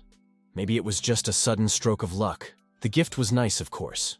But what did the mask even do? The system didn't even leave a single clue. Xuanyu didn't understand why Sun Wukong saved the master. In her opinion, he didn't like it. Wasn't Sun Wukong afraid that the master would punish him for it? But it was actually Xuanyu who didn't understand anything, because the master on the contrary liked to be saved while he pretended to be weak. The 3 boys' various musings were interrupted by some ghostly dragon. It was a demon. But how dare it get in here? Sun Wukong didn't hesitate for long and immediately rushed towards the master to protect him. But it just snuck through the guys, as it wasn't something tangible. One demon spread into multiple pieces and became even more elusive. He didn't seem to mean any harm, but was just passing by. But if you looked closer, you could see that they were the souls of dead mortals. Usually they could only be seen due to special magical weapons. But there were rumors that they could become visible due to extreme resentment and hatred. But who killed them? Was it our little Yanwan? We could think about that later. But for now, we need to get back to the pressing matters at hand, where these souls were already flying to another space. This aura was unmistakable. It was hard to believe, but someone had actually dared to secretly open the passage between the 2 worlds. No matter who dared to do it, there was no difference. That person took the lives of the innocent and opened the passage to the underworld. I should have just gone and beaten the bastard up. As confident as the master seemed, his speech had little effect on his students. At least because the master himself stood still, and words alone cannot motivate students. However, Sun Wukong decided to go first. He liked to learn new things, and the teacher did not oppose it, but on the contrary supported it. As a result, the master entered the portal first like a coward. But from the student's side it looked different, as if he was covering them from behind. Upon entering this portal, something amazingly terrifying could be seen. It was an unknown creature with 1 eye and a coffin inside itself. It was also what Hao Xian was most afraid of seeing, the witch in the cave. But there was nothing to fear, for the witch seemed to be sleeping soundly now, though her eye was open. Only Hao Xian wasn't sure about it. He was ready to cower in a corner and not even move. But what kind of example would he set for his students? Xuanyu was much bolder than anyone, so she decided to study this witch while she had the chance. She touched her roots that pierced through the thick stone floor of the cave. She didn't realize anything from the sensation, but a picture of some dead man who was screaming in pain and hopelessness flashed through her mind. It was very clear. Inside this demon were all the recently deceased souls. Apparently, the demon that created this was afraid of being noticed by the inhabitants of the heavenly realm. So he sent his beasts to the mortal world to secretly kill mortals and bring their souls to him. Ideally, the beasts of the afterlife should go into madness when they enter the mortal world. But they and also could use magical rituals that allow them to stay in this world for a while. If this witch was able to make the proud demons in the king's stage carry the souls of mortals to her like some slaves, then her power could not be underestimated. But it seems that this sleeping witch, too, is nothing more than a servant. That outcome certainly didn't make it any easier. After all, it meant that there was someone else more powerful than her to manipulate her power. It was all about her coffin, which was in her stomach. That is where the real culprit of all this must be. But how did Xuanyu understand this, since this coffin didn't even have any aura? It really would be impossible to understand just like that. Xuanyu recognized this coffin because it once belonged to an old friend of her father. Lin Huang's old friend was the 10th member of the Heavenly Palace's master list. Sun Wukong was impressed after those words and even doubted whether he had understood it correctly. To think about it, this coffin belonged to one of the 10 strongest masters of the Heavenly Palace. There was no doubt about it, because the girl recognized the unique symbol on that coffin. If that was the case, what were they waiting for? We should have gotten out of here sooner. Thinking such a plan made one feel scared, but it was even scarier when Hao Xian heard a strange voice urging someone to run away, but in a sarcastic tone. Even more frightened, the master jumped into his apprentice's arms, thinking the demon had awakened from its slumber. But it wasn't the witch. The voice came from behind her. It was nothing to worry about, because Sun Wukong would be happy to check it out for himself. Judging from the aura, Sun Wukong could guess that there was indeed someone there, but it wasn't like these three were all in on it. 2 of them seemed to be hostages of the third. The demon was so damn disappointed that the right hand of the Lord of the Underworld was capable of very little, that he ended up being held hostage. Escape was out of the question, for it was beyond their power. The deputy tried to convince the villain that the monster he was dealing with was a monster who knew no mercy. That monster killed 1/5 of the mortal world's population 30 years ago. And he did it just to relieve his boredom a little. Did the villain think that the monster would reward him for helping him come back to life? In fact, this monster would finish him off as soon as he opened his eyes. But the shower was still not enough. It was still possible to stop. Only the demon wasn't interested in that. The motive for the resurrection was not that the villain hoped for some reward. The reason was something else. The real reason was chaos. It is in chaos that this monster is good. This demon's life is just a paltry price to pay for the monster to be able to return the world to the marvelous appearance of 30 years ago. Therefore, the demon is willing to sacrifice his life for such a thing. Even the mere thought of it sent him into a wild rapture. This demon had gone completely insane. So the deputy decided to buy his ally Xiao He some time. He must escape and report this to the Lord. This matter required the intervention of the Heavenly Palace. The Overlord's right hand was in a disgusting state, but he still had one trump card up his sleeve, so Xiao He had a good chance of escaping. His trump card was the secret technique of 100 souls, 33 souls. This technique would freeze anyone to the bone. But the glass world of the Brother of Light had no effect on this weirdo, who was completely indifferent to such things. He was completely in ice shards. It seemed there was already time to escape, but Xiao He didn't like it. Because if brother continues to use this technique, he will soon die. In order for his brother's death to not seem in vain, Xiao He should just silently run away from here. He said he understood, but decided to use the secret technique of 100 souls, 28 souls, and Shadow Brother's dark spark. Xiao He only prayed that Brother Xiaobai would survive as long as he could help him. But who would help him now? As one might expect, ice and fire were nothing to this demon. Xiao He was already on his last breath after such a blow. That monster would truly plunge this world into despair. But the demon wasn't going to stop at his plan, no matter how much he was asked to. Such requests only whetted the demon's appetite, and he grew more and more certain of his plan, and his desire to destroy the world. Xiao He was still alive. Of course the demon wanted to finish him off. But for some reason, he couldn't succeed. Some kind of barrier had become between Xiao He's body and his fist. Somehow the demon couldn't even move.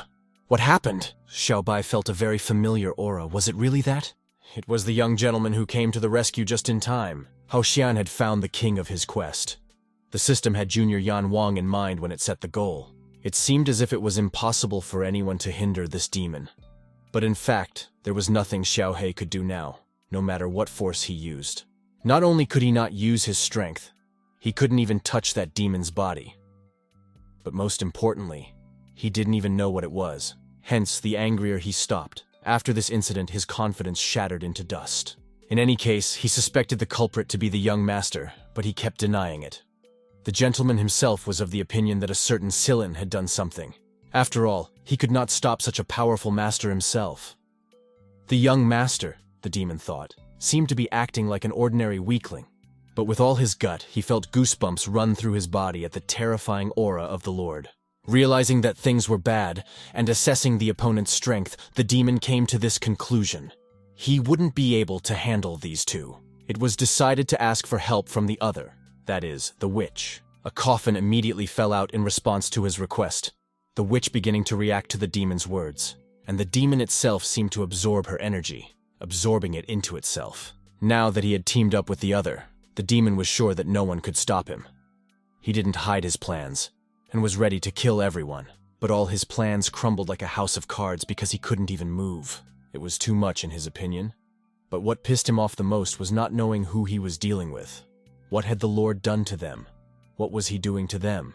The young master was still trying to clear up the situation. After all, he was just a worthless little man from the afterlife.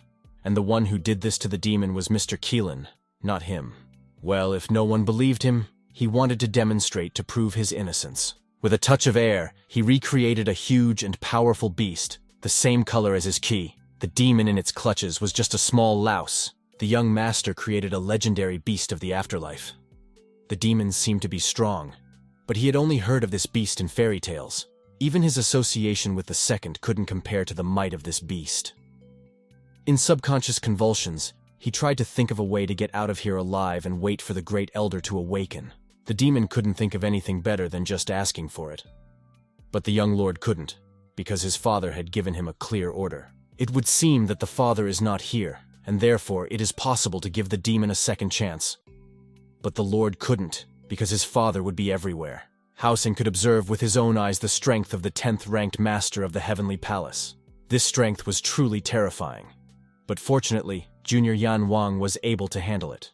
Xuan Yu was misunderstood. After all, she wasn't talking about him, that monster, until he showed up. If he was here, it would be the end of everyone, even the master. But in any case, the strength of even the 10th master on the list was very frightening. Even considering that the monster hadn't appeared yet, and some didn't care at all about the demonstrated strength. Sun Wukong's hands were already itching for a battle, and there was nothing he could do about it. Then why not let your student go if he feels like it? As long as he's careful. Having understood all the instructions, Sun Wukong rushed towards his enemies in joy, already anticipating the may of this battle. It flew at a tremendous speed, but nevertheless, the young lord felt it with an edge, for it was a danger to him. As if automatically he activated his shadow dragon that Yu from the shadows, thus preventing the enemy from getting any closer to him. With strength, young master was certainly not defined by strength. Sun Wukong could personally appreciate it. Only the Monkey King isn't as weak as that guy, because he has the power of the Great Tao, through which he can make this shadow dragon break. Sun Wukong's strength looked terrifying to the young master. It was clear he was already starting to panic. But this was not the end of Sun Wukong's plan, because he wanted to fight and compete. The young master apologized to a certain Mr. Xuan, after all. He would have to bother him, or else he wouldn't be able to handle it. Mr. Xuanwu is one of the patron spirits. Under his protection, one could feel like an impenetrable barrier, like a turtle shell. Not having seen Xuanwu earlier, Sun Wukong struck at lightning speed straight into his shell. It was even more painful than if he had fallen from his cloud. One legendary beast with another. One could only guess where the young master got so many such treasures from.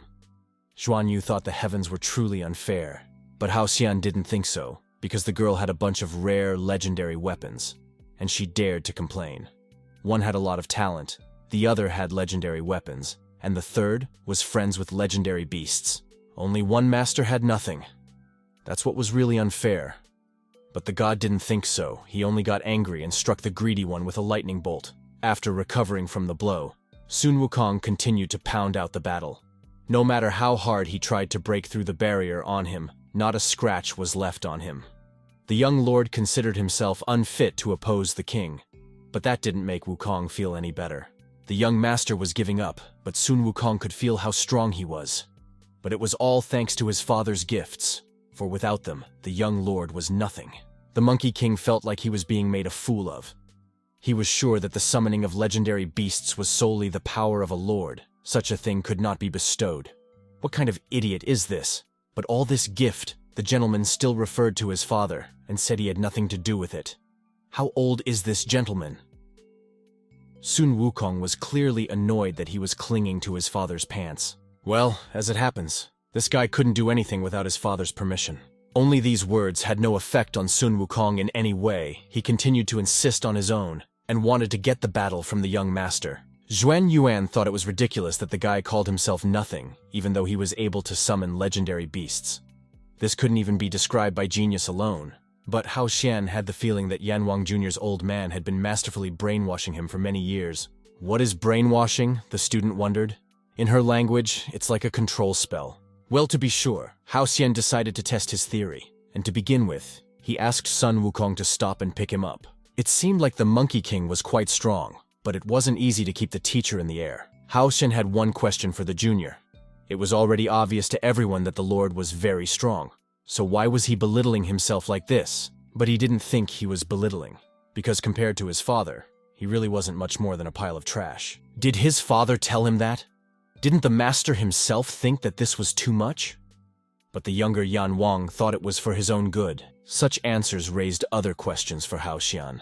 Had the young master ever gone beyond the afterlife? No, his father told him to keep his socializing to a minimum. The young master's situation is bad enough as it is. And if a man kicks him, it's going to get really bad. Hao Xian's theory turned out to be justified. Junior Yan Wang had indeed been thoroughly brainwashed. But what kind of master would say such a thing to his apprentice? If young master just tells him who that bastard is, he'll deal with him immediately. Hao Xian decided that he'd better apologize to the junior master, thinking that he had mistaken him for someone else. He was sorry if they had offended him in any way. But it was fine, there was no need to apologize. If Hao Xian didn't have any more questions, the young master wouldn't mind going. There were no more questions, and all went about their business. And our boy's business was to keep an eye on the young master. Xuan Yu said that this thing would hide them from the eyes of others, so they would be able to move around like spies. There was nothing to worry about being discovered. After all, this technique had been given to Xuan Yu by his father himself. He had once said that no one but the top 10 masters of the Heavenly Palace would be able to detect Xuan Yu.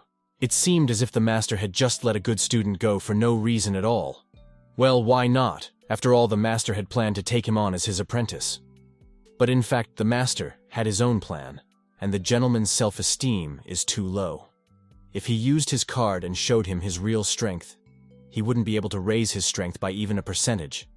A different approach was needed in this situation. Hao Xian was certain that the key to Yan Wang's strength lay in his father. The master was completely contemplating his plan, but from the outside it looked like he was feeling ill. Previously, because of his unfathomable strength, Sun Wukong had not sensed even a modicum of inner qi in the teacher. But now, Sun Wukong somehow began to sense a spiritual energy of approximately 7th stage tempering qi from the master. In addition, not only Sun Wukong felt it, but Xuan Yu felt it as well. Only she thought it seemed like it. The 7th stage of qi tempering. So Hao Xian didn't seem to have imagined it either. It was like his body itself was getting stronger after using the Great Sage's cards. Hao Xian guessed and knew. Something strange and familiar feeling was not an illusion. Could it be that once upon a time in the past, the original owner of this body was indeed one of the most powerful masters in the world, and now Hao Xian was gradually regaining his former strength? Could it be that someone had just worked on his memories and indoctrinated him into thinking that he was a loser? I wish it could be like this. Hao Xian's dreams were sweet, but they also had the right to exist. The boys had already arrived on the spot. The master in joy at the possibly gained power ran towards his goal. The martial arts arena of the afterlife called Asura was filled with all mortals. A duel was in full swing in the arena. A skinnier demon was fighting against a skinnier demon. But it seems the skinny demon had a huge advantage in this battle. It was his agility and flexibility of mind to act in critical situations. The spectators were sure that these two were worthy of their title of generals. After all, there was such an immense power coming from this battle. The rest of the demons could only dream of when they would reach their level. Yan Wang watched this battle for a while, but soon stopped. Bunch of miserable lowlifes. It was hardly a fight. The old geezer started showing off again and shouting to everyone that they're just a bunch of crap. 100 years ago, he wouldn't have even looked at these scum. The generals immediately began apologizing for their weakness. But Yan Wang felt that none of them were even worthy of being his subordinate. He ordered all the guys to attack him together. With this, he wanted to show them how high the sky was and how deep the earth was. Those still stood, not understanding the Lord's intentions, but it was an order. Even though it was an order, no one could do it. Of course they dare. They're just lowlifes. It seemed to comfort the gentleman's ego, though he tried not to show it. If any of them had even dared to challenge him, Yan Wang would have respected him as a brave man. But right now, they were all just cowardly insects in his eyes. Only the generals knew to look elsewhere for fools on this. The last time, the Western head had already believed such nonsense. As a result, he couldn't even get out of bed for 6 months, but miraculously he was alive. Yan Wang only wanted to continue killing himself with his power. He liked it when the others groveled before him and kneeled before this bloody old man. How hypocritical. Yan Wang was someone who never dared to enter the heavenly palace. However, he liked to display his strength in his own home. The only one who was a coward was him, and here it seems the victim is back, without even realizing it. Yan Wang tried to find something to hold on to. Maybe there would be something to punish his son for. The young master did as told. The Demon King was already in the dungeon. But what an oversight. Didn't father tell his son to bring him the demon's head? Although my father said I should go to the dungeon, he even gave me a special talisman to enter the dungeon. Did the young master mean to say that his lord was mistaken? He tried to explain at least something, but it was all useless. This was the fate of Yan Wang's son, to be his plaything to raise his father's vanity. You don't need a reason to beat up your son, just a desire, and the reason will find itself. In fear, the younger Yan Wang, of course, didn't even resist being beaten by his father. He was used to already being a whipping toy since he was a child. His father still hadn't played around. It seemed as if the young master was unconscious. But Yan Wang didn't care much about it. After all, if anyone else dares to disobey him, they will end up like his son. In this way, Yan Wang taught others lessons, and seemed stronger and more authoritative in the eyes of his subordinates, and they had no choice but to bow and agree with his words, even if they knew the truth. The old geezer was at it again. He not only wanted to establish himself in the eyes of his subordinates, but also to show that he was always right, even if he himself had made a mistake. No one wanted to fall into his trap, so he decided to make his own son the scapegoat. Besides, this wasn't the first time this had happened. Yan Wang was still trying to extract a confession from his son about what he had ordered him to do to the demon, but the young master did not agree with his father's theory in the slightest, for he clearly remembered that Yan Wang had ordered him to get the demon in front of him in the dungeon. Yan Wang certainly didn't expect this from his son. He was sure that he would immediately break down under his oppression and agree with him, but that was not the case. The subordinates began to fear for the life of the young master. It would be better if he did not show his courage now, because he was putting himself to death. Yan Wang wasn't going to stop there and continue to beat the guts out of his son, only for him to finally agree with him. But their family quarrels were interrupted by a huge stream of light energy that appeared from Yan Wang's back. Hao Xian was already calling out to that nasty old man. He couldn't continue to watch the younger ones being beaten recklessly like this. Although originally, Hao Xian wanted to at least wait for the entire crowd to disperse. But this old man was so annoying that it was simply impossible to stay away. The master's disciples were already excited for the fight to come. Sun Wukong was especially excited to compete with someone in terms of strength. The guys seemed to have purposely incurred Yan Wang's wrath. By entering the territory of the afterlife, they had signed their own death sentence. Sun Wukong was indeed intrigued and greedy for battle, but first of all, he asked for permission from his teacher to enter the battle. But this time, the master decided to deal with the Lord of the Underworld himself. Fortunately, he prepared the card of the Great Sage in advance. Activation will not take time. However, Sun Wukong would only be happy to observe the master. He didn't want to miss the opportunity to learn something else new from him. The time to activate a card had already been reduced to 1 minute. Hao Xian was confident that very soon he would be able to activate cards instantly. The transformation began the minute that card was pulled. Now, everyone could now observe the strongest of all the lords of the afterlife, Qin Guavan, at the final stage of his strength. As soon as this happened, one could already feel that the inner key had changed as well. Hao Xian didn't know what Yan Wang's ability was, but to be on the safe side, he decided to play it a little differently this time. He wanted to test the old man's strength, which he didn't even hide. Hao Xian promised that he wouldn't lay a finger on him, so Yan Wang could show him everything he had. And if Hao Xian made even a move, he would immediately admit defeat. In principle, the Lord agreed, though in his own way, saying, "Self-confident brat, let's see how you'll talk after my blow." Therefore, it was possible to begin. As Hao Xian had promised, he didn't even move, but the other demons did it instead. With this, he would have time to analyze Yan Wang's strength and create a future plan to fight him. Of course, one demon was easily dealt with by the Overlord, but was that all of Hao Xian's strength? If so, he's a complete non-entity by the Lord's standards. This is really just the beginning. The cherry on the cake is still to come. The demon had no trouble regenerating and recreating itself as if nothing had happened. So far, Yan Wang didn't feel any difficulty in this battle, so he tried to rush to dispel it quickly. It seemed completely useless on his part, because there was no way this demon would stop him. Consequently, Hao Xian was finished. But stopping it wasn't the main goal either. Although Yan Wang already considered his opponent defeated. This kind of speculation only made Hao Xian excited. It would seem that this person used to be an ordinary sloth, but now he had gotten a taste of this whole game, and was even enjoying it. Yan Wang was visibly dissatisfied. Arrogant people didn't like their own kind. And just like that, he found Hao Xian to be an ordinary brat who was proud of his worthless strength, and who also acted as if he had descended from the heavens. Today, the Lord planned to teach Hao Xian how to treat older and stronger masters. Naturally, the price for this lesson would be his life. Yan Wang's intentions were certainly cute, but he still hadn't even touched Hao Xian. The puppet monsters were beginning to recover once again. This demon regenerated very quickly, which seemed even impossible for Yan Wang. This kind of ability is a first-class ability that only the best of the best possess. And this power was wielded by some pathetic summoned demon, something Yan Wang was ashamed of. And not just one, but two. One demon had not only risen from the dead, but had even managed to split into two. The Lord of the Afterlife had never heard of such a talent for summoning. Of course, now that he was caught off guard, he didn't realize what kind of enemy was in front of him. But you shouldn't have made such a face. The fight had just begun. Hao Xian was excited, and waiting for the Overlord to show him what he could do.